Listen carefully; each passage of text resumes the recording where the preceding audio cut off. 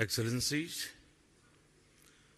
BRICS business समुदाय के leaders, आप सबको नमस्कार।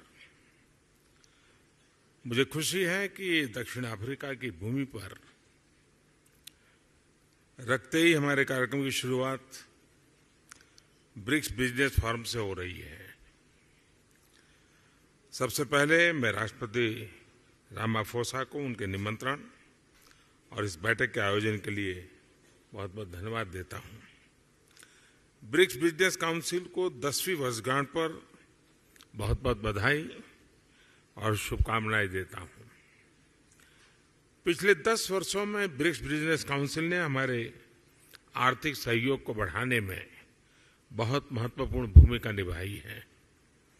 2009 में जब ब्रिक्स की पहली समिट आयोजित की गई थी, तब विश्व एक बड़े आर्थिक संकट से बाहर आ रहा था। उस समय ब्रिक्स वैश्विक अर्थव्यवस्था के लिए एक आशा की किरण के रूप में उभरा था। वर्तमान समय में भी कोविड महामारी, तनावों और विवादों के बीच विश्व आर्थिक चुनौतियों से जूझ रहा है। ऐसे समय में ब्रिक्स देशों के एक बार फिर महत्वपूर्ण भूमिका है। फ्रेंड्स, वैश्विक अर्थव्यवस्था में उथल-पुथल के बावजूद भारत आज विश्व की फास्टेस्ट ग्रोइंग मेजर इकोनॉमी है। जल्द ही भारत $5 ट्रिलियन इकोनॉमी बन जाएगा। इस बात में कोई संदेह नहीं कि आने वाले वर्षों में भारत विश्व का ग्रोथ इंजन होगा। यह इसलिए है क्योंकि भारत ने आपदा और मुश्किलों के समय को आर्थिक सुधार के अवसर में परिवर्तित किया। पिछले कुछ वर्षों में हमने मिशन मोड में जो रिफॉर्म्स किए हैं, उनसे भारत में ईज ऑफ डूइंग बिजनेस में लगातार बढ़ोतरी हुई है। हमने कंप्लायंस बर्डन को कम किया है, रेड टेप को हटाकर रेड कारपेट बिछा रहे हैं। जीएसटी और इंसॉल्वेंसी एंड बैंक्रप्सी कोड के लागू होने से इन्वेस्टर कॉन्फिडेंस बढ़ा है। रक्षा और अंतरिक्ष जैसे क्षेत्र जिनको प्रतिबंधित माना जाता था, आज प्राइवेट सेक्टर के लिए खोल दिए गए हैं। हमने पब्लिक सर्विस डिलीवरी और गुड गवर्नेंस पर विशेष रूप से ध्यान केंद्रित किया है। टेक्नोलॉजी के इस्तेमाल से भारत ने फाइनेंशियल इंक्लूजन की और एक बड़ी छलांग लगाई है। इसका सबसे अधिक लाभ हमारी ग्रामीण महिलाओं को मिला है।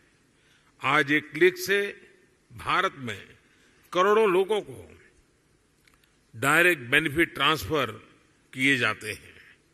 अब तक $360 बिलियन से भी अधिक ऐसे ट्रांसफर किए जा चुके हैं। इससे सर्विस डिलीवरी में पारदर्शिता बढ़ी है और भ्रष्टाचार और मिडलमैन कम हुए हैं। प्रति गीगाबाइट डाटा की कीमत में भारत सबसे किफायती देशों में है। आज भारत में स्ट्रीट वेंडर से लेकर बड़े-बड़े शॉपिंग मॉल तक यूपीआई यानी यूनिफाइड पेमेंट इंटरफेस का इस्तेमाल किया जाता है। आज विश्व के सबसे अधिक डिजिटल ट्रांजैक्शन वाला देश भारत है। यूएई, फ्रांस, सिंगापुर जैसे देश इस प्लेटफॉर्म के साथ जुड़े हैं। ब्रिक्स देशों के साथ भी इस पर काम करने के लिए अनेक संभावनाएं हैं। भारत के इंफ्रास्ट्रक्चर में बड़े पैमाने पर हो रहे निवेश से देश का परिदृश्य बदल रहा है। इस वर्ष के बजट में हमने इंफ्रास्ट्रक्चर के लिए लगभग $120 बिलियन का प्रावधान रखा है। इस निवेश के माध्यम से हम भविष्य के एक नए भारत की मजबूत नींव रख रहे हैं।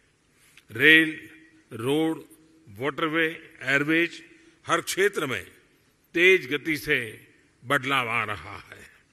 आज भारत में 10,000 किलोमीटर प्रति वर्ष की रफ्तार से नए हाईवे बन रहे हैं। पिछले 9 वर्ष में एयरपोर्ट की संख्या दोगुनी हुई है। निवेश और उत्पादन को बढ़ाने के लिए हमने प्रोडक्शन लिंक इंसेंटिव स्कीम्स लागू की हैं। लॉजिस्टिक्स कॉस्ट कम होने से भारत का मैन्युफैक्चरिंग सेक्टर कॉम्पिटिटिव हो रहा है। रिन्यूएबल एनर्जी के क्षेत्र में भारत वर्ल्ड लीडर में से एक है। हम भारत को solar energy, wind energy, electric vehicles, green hydrogen, green ammonia जैसे क्षेत्रों में ग्लोबल मैन्युफैक्चरिंग हब बनाने के लिए